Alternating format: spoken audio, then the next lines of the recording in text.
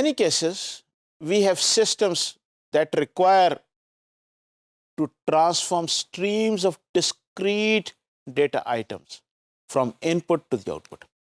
एक दो तीन स्टेजेस में, स्टेप्स में वो चीज़ों को ट्रांसफॉर्म कर रहे होते हैं और वो स्ट्रीम्स आ रही होती हैं जिसको ट्रांसफॉर्म कर रहे होते हैं. And many types of transformations occur repeatedly, एक के बाद दूसरी. पहले एक शेप में उसे किया जाता है, फिर दूसरे में किया जाता है, फिर तीसरे में किया जाता है, just to make it simple and easy to handle all those things.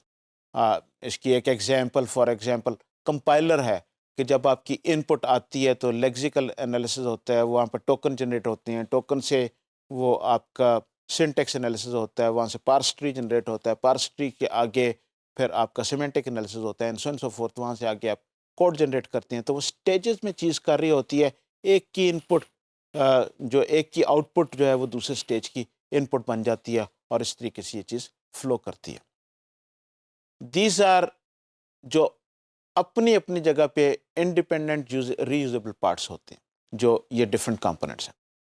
सो जो प्रॉब्लम जिसको हम यहाँ पर एड्रेस करने की कोशिश कर रहे हैं वो ये है कि some system need to be divided into reusable loosely coupled components with simple generic interaction mechanism.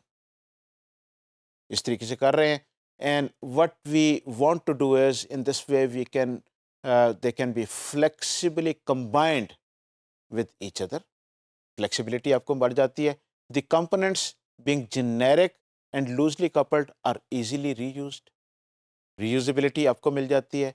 And the components being independent can execute in parallel. ये इसका बहुत बड़ा एडवांटेज है. एक तरह से पाइपलाइन बन जाती है. तो पैरेलल में चीज़ें ये काम कर रही होती हैं. जो इसकी आउटपुट निकली है वो अगले यूज़ कर रहा है और ये पीछे से कुछ और इनपुट को प्रोसेस कर रहा है. तो ये एक बड़ा यूज़फुल किस्म का बिहेवियर है. सॉल्यूशन की तरफ हम इसके जाएं तो हम ये देखते हैं the pattern of interaction in the pipe and filter pattern is characterised by successive transformation of streams of data. तो ये पाइप एंड फिल्टर पैटर्न है कि एक पाइप लगी हुई है जिसमें कोई चीज़ आ रही है तो वो एक फ़िल्टर होती है, वो पाइप से आगे दूसरे प्रोसेस में चली जाती है, वहाँ से फ़िल्टर होती है, प्रोसेस होती है, वो पाइप से तीसरे में चली जाती है, and so fourth. So data arrives at a filter input ports, is transformed and then passed via its output ports through a pipe to the next. So ये बड़ा एक common सा है.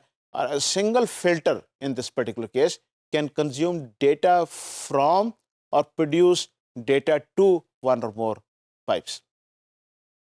तो ये इसकी जनरल सी आपको शक्ल नज़र आएगी कि आपकी इनपुट से आउटपुट स्टेजेस में और पाइप्स के थ्रू डिफरेंट प्रोसेसेस और different filters they are connected.